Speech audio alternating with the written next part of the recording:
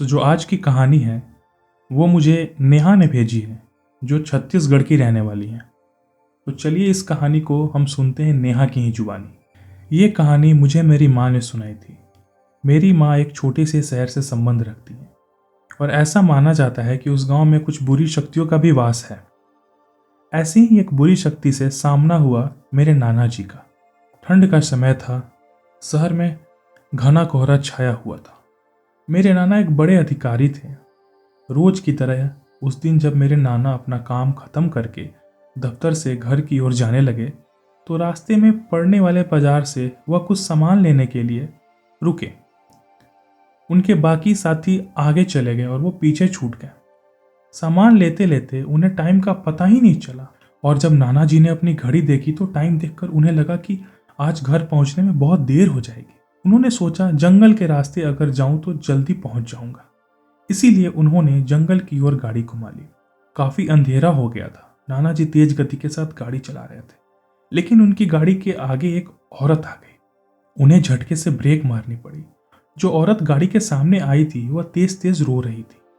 नाना जी को लगा कि वह जरूर किसी मजदूर की पत्नी होगी जो रास्ता भटक गई है।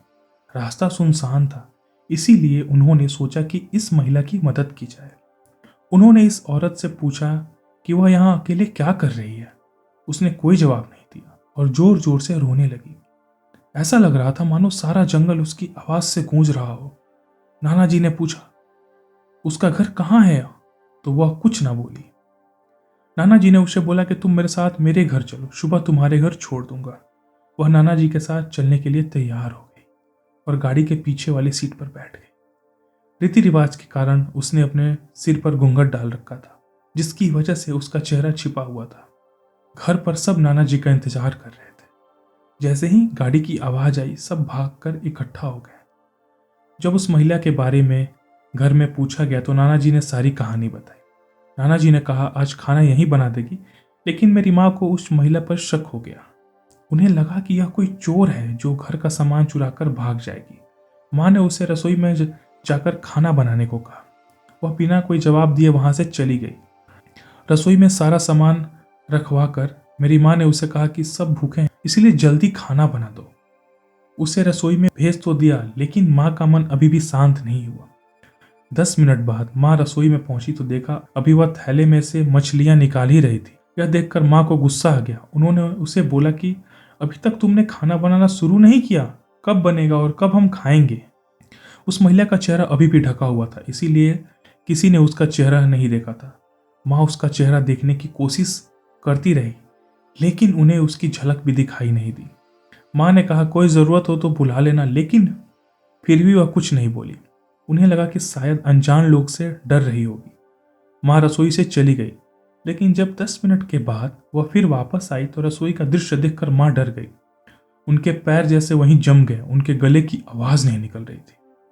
उन्होंने देखा वह औरत रसोई के स्लैब पर बैठकर कच्ची मछलियां खा रही है। सारी रसोई में हड्डियां और मांस के टुकड़े बिखरे पड़े हैं। उसके सिर का घूंघट भी उतरा हुआ था। उसका चेहरा बेहद खौफनाक था। बाल बहुत बड़े और नाखून एकदम काले। वह मछलियां खाने में मगन थी, इसीलिए उसका ध्यान माँ पर नहीं गया।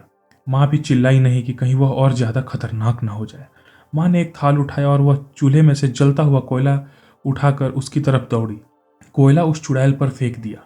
आग की जलन की वजह से वह डायन तेज तेज आवाजें निकालने लगी। उसकी आवाज सुनकर सारा घर इकट्ठा हो गया। उसे आग दिखाकर घर से बाहर निकाला गया। उसकी आवाज इतनी तेज थी कि आसपास के लोगों का भी बाहर जमावड़ा लग गया। वह डायन लोगों की भीड़ को हटाते हुए जंगल की तरफ दौड़ी। सारे लोग डर के मारे कांप रहे थे और मेरी माँ की हिम्मत की दाद भी दे रहे थे। अगर उन्होंने सही समय पर कोयले से उस डायन को भगाया नहीं होता तो न जाने क्या हो जाता। खैर उसके बाद वह डायन कभी वापस नहीं आई और इस तरीके से माँ ने हिम्मत दिखाते हुए अपने पूरे परिवार को बचा लिया। तो यह थी आज की कहानी। उम्मीद करता हूँ कि आपको यह कहानी जरूर अच्छी लगी होगी। अगर अच्छी लगी तो प्लीज़ चैनल को सब्सक्राइब करना, वीडियो को लाइक करना और अपना प्यारा सा फीडबैक जरूर देना। Thank you.